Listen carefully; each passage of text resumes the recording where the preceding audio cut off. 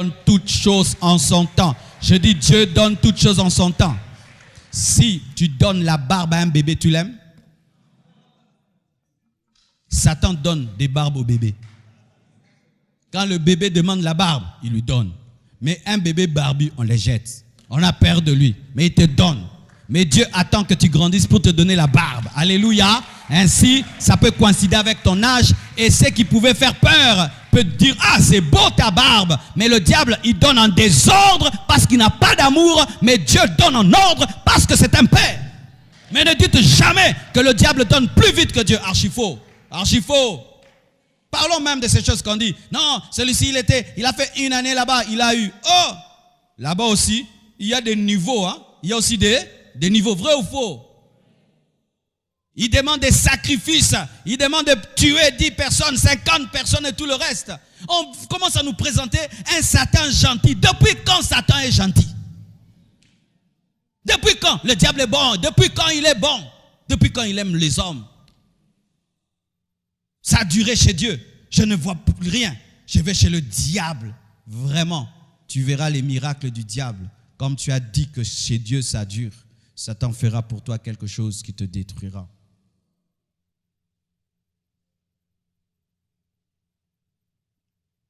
Et d'autres, quand on était des enfants, je ne sais pas si vous vous le disiez, on disait « na magie nanga ».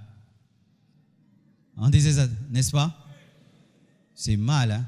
On dit « dans ma magie ». Et on voulait même des fois jouer avec les enfants, fermer les yeux. Et puis tu fais ça, tu joues au magicien.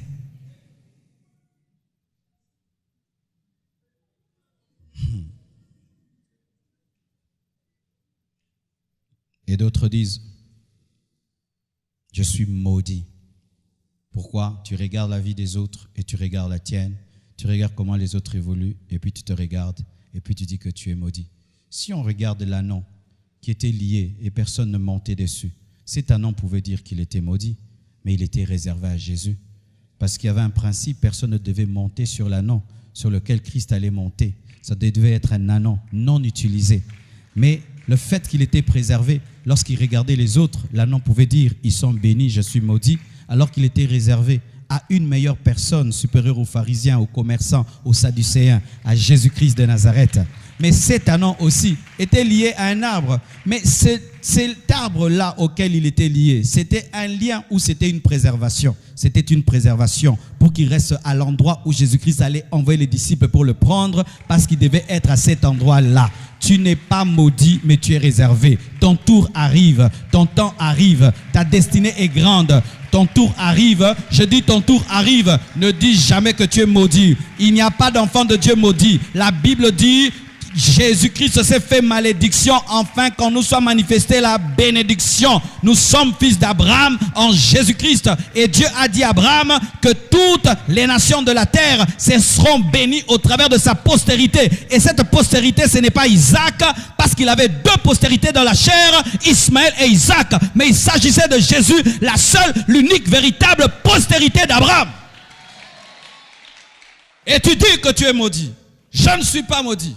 Je peux avoir des poches vides, mais je ne suis pas maudit. Je peux être célibataire, mais je ne suis pas maudit. Je peux marcher à pied, mais je ne suis pas maudit. Je peux être lié à un arbre, je ne suis pas maudit. J'attends que le roi des rois, le Seigneur des seigneurs, puisse monter sur moi. J'attends mon tour, j'attends mon tour, j'attends mon tour, j'attends mon tour, j'attends mon tour. Quel que soit ce que Dieu fera pour toi, je resterai calme. Ta bénédiction ne peut jamais m'ébranler ni me troubler et m'amener à faire des prières charnelles et des confessions charnelles. Je ne suis pas maudit. Je n'ai pas ce que tu as, c'est vrai, mais je ne suis pas maudit. Tu as plus que moi, c'est vrai, mais je ne suis pas maudit. Ta vie va plus vite que la mienne, c'est vrai, mais je ne suis pas maudit. Amen. Hein? Écoutez, même les païens disent en français, personne ne dort à l'arrêt. Même si tout le monde vient, il y a le bus, tout le monde court dedans, tout le monde, mais il y aura toujours un bus pour toi. Tu ne verras jamais quelqu'un dormir à l'arrêt. Et je te dis que tu ne vas pas rester à l'arrêt du célibat. Tu ne resteras pas là. Tu ne resteras pas à l'arrêt. Tu ne resteras pas à l'arrêt de la pauvreté. Tu ne resteras pas. Tu ne dormiras pas là. Je ne suis pas maudit. Jamais je le dirai. Jamais. Même si le diable et les hommes me donnent toutes les preuves, je ne le dirai pas. Je refuse, c'est ma bouche, j'ai refusé. J'ai refusé de dire, je ne suis pas maudit. Mais Dieu est maudit, je ne suis pas maudit. Mais rien, je ne suis pas maudit, c'est ma bouche, j'ai la liberté. Je ne suis pas maudit. C'est ça la foi. La foi confesse la vérité et ne confesse pas la réalité. La foi confesse la parole, mais ne confesse pas la réalité. Je ne suis pas maudit. Tout peut arriver au Congo, je ne suis pas maudit. Courant, délestage, tout, je ne suis pas maudit. Manque d'eau, je ne suis pas maudit. Avec tout ce qui arrive au Congo, je ne suis pas maudit. Je ne suis pas maudit d'être au Congo. Je suis béni d'être dans cette nation et de démontrer que tu peux être dans une nation comme celle-ci et briller dans le monde entier. Alléluia. Car plus il y a les ténèbres, plus la lumière brille. Je ne suis pas maudit. Je suis placé. Vous le croyez? Alors changez votre manière de parler aujourd'hui, changez votre manière de parler, changez votre manière de parler, changez votre manière de parler, changez votre manière de parler sur vous-même. Arrêtez de vous maudire. D'autres disent quoi? Je suis un accident de circulation. Et c'est quand les parents même disent, hey, nous on ne t'avait pas voulu. Quand ta maman te dit que moi je t'ai eu avant de me marier. Quand j'avais 18 ans, j'étudiais, puis j'aimais un jeune garçon, et puis tu es venu, et puis il est parti, c'est même pas c'est qui. Et puis tu dis, ah, je suis un accident, l'accident. Ma mère m'a jamais voulu. Oui, ta maman t'a pas voulu, c'est vrai. Mais quand tu te retrouves sur la terre, automatiquement la Bible te prend en charge.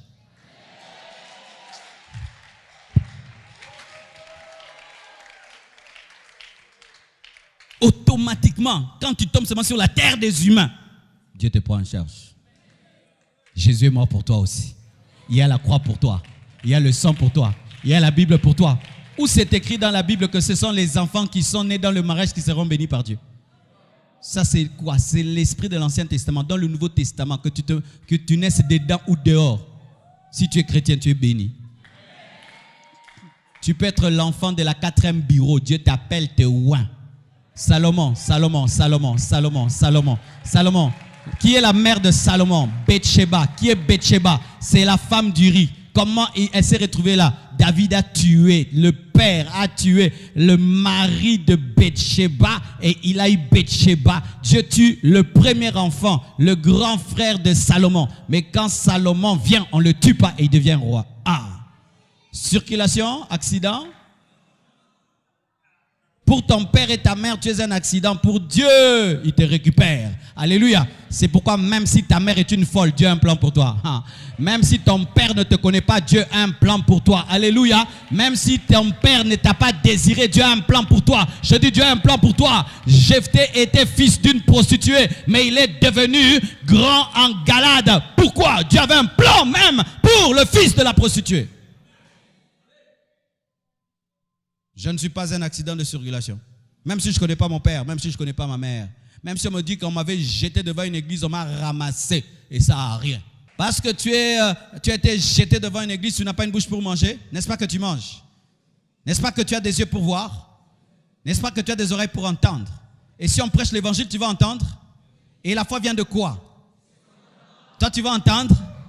Et le salut vient de quoi? De ce qu'on entend. Bien-aimé, tu es béni, tu es béni, tu es béni. Même si tu as une mauvaise origine, tu as une grande finalité. Même si tu as une mauvaise origine, tu as une grande finalité. Même si tu as une mauvaise origine, tu as une grande finalité.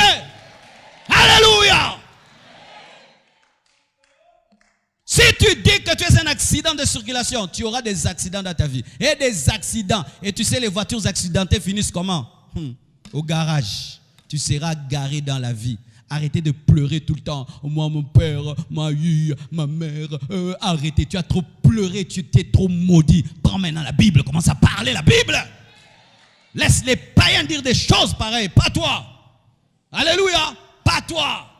Pas toi. Alléluia. Et d'autres maintenant disent même, je suis né pour aller en enfer.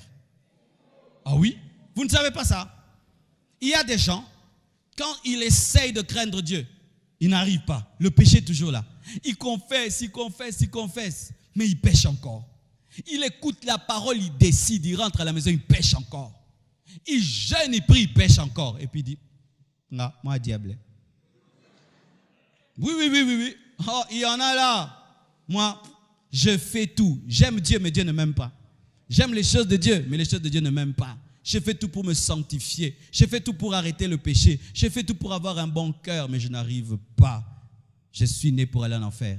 Ton problème, c'est quoi, tu sais? Tu veux changer sans naître de nouveau. Tu veux voler sans être un oiseau. Tu veux nager sans être un poisson. Tu veux parler sans être un homme. This is a case, a problem, a matter. Je peux parler l'anglais. Ah, yes. Mouké. Je peux prêcher en anglais. Un jour, je prêcherai en anglais. Amen. Ou tu vas dans une église américaine, on te donne l'interprète. No, brother, say, I preach myself.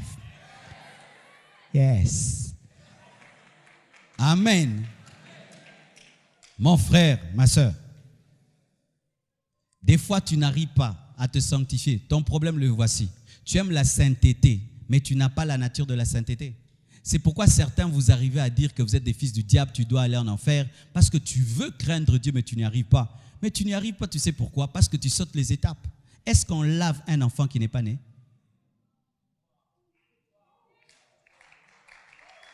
Il faut naître et puis on va te laver. Toi, tu aimes la sanctification, mais tu n'es pas né en Christ. Comment tu vas te sanctifier?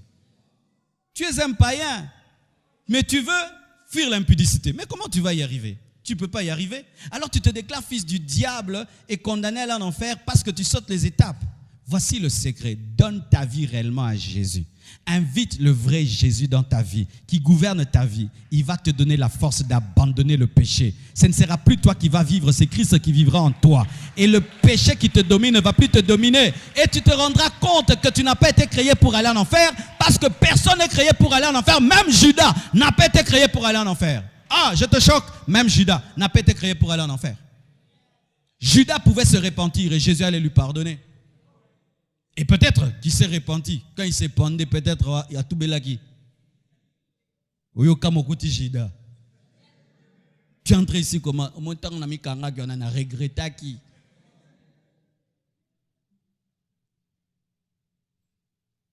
Alléluia. Terminons.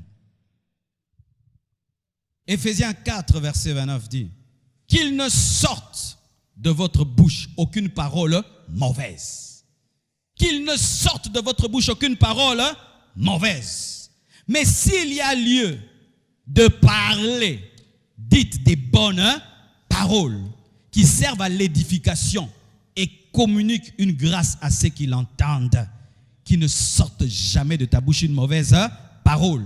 Ni contre les autres, ni contre toi-même. Jamais de mauvaise parole. Et si tu dois parler, tu dois dire que des bonnes paroles qui t'édifient et qui édifient les autres, qui te communiquent la grâce et non la malédiction, et qui communiquent la grâce aux autres. C'est pourquoi aujourd'hui annule toute mauvaise parole. Retire toute mauvaise parole. Alléluia. Et chasse tous les démons qui sont entrés dans ta vie par tes mauvaises paroles. Dis-leur, j'étais ignorant. Aujourd'hui, vous quittez ma vie au nom de Jésus-Christ de Nazareth.